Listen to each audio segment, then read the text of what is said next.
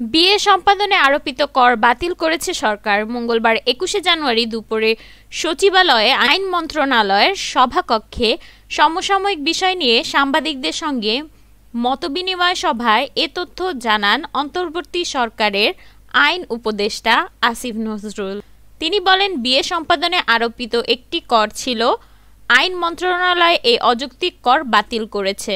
এর আগে বিয়েতে কর আরোপ বাতিল চেয়ে অন্তর্বর্তী সরকারের ৭ দিনের আলটিমেটাম দিয়েছিলেন বৈষম্য বিরোধী ছাত্র আন্দোলনের কেন্দ্রীয় কমিটির নির্বাহী সদস্য রফিকুল ইসলাম আইনি। রোববার ১৯শে জানুয়ারি বিকেলে জাতীয় প্রেস ক্লাবের সামনে সাধারণ ছাত্র জনতার ব্যানারে আয়োজিত মানববন্ধনে সংহতি জানিয়ে এই আলটিমেটাম দেন তিনি।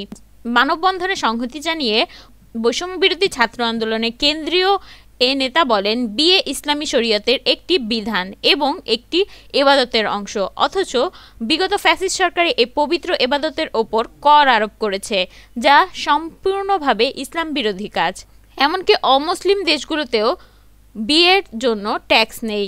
একটি মুসলিম দেশে ধর্মীয় বিধানের প্রতি এটি সরাসরি আঘাত।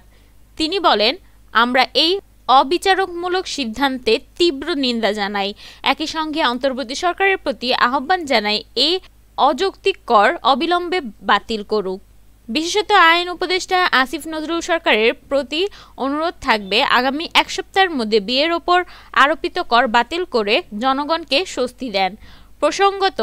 প্রসঙ্গত সিটি কর্পোরেশনের মডেল ট্যাক্স তফসিল ২০১৬ সালের প্রথম, দ্বিতীয়, তৃতীয় ও চতুর্থ বিয়ের ওপর বিভিন্ন করের হারের বিধান করে।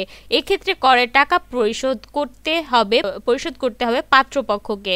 তফসিলে ১৫২ ধারায় বলা হয়েছে, প্রথম বিবাহ বা প্রথম স্ত্রীর মৃত্যুর পরে বিবাহের জন্য একজন পুরুষের বিয়ের পিঁড়িতে বসার আগে ১০০ টাকা ফি দিতে হবে।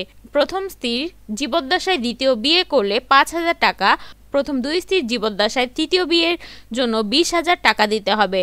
তফসিল অনুযায়ী চতুর্থ বিয়ের জন্য ৫০,০০০ টাকা কর দিতে হবে।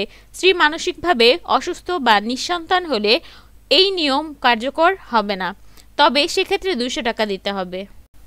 প্রতিদিনের নিত্য নতুন খবর পেতে আমাদের বাংলা বুলেটিন চ্যানেলটি সাবস্ক্রাইব করুন।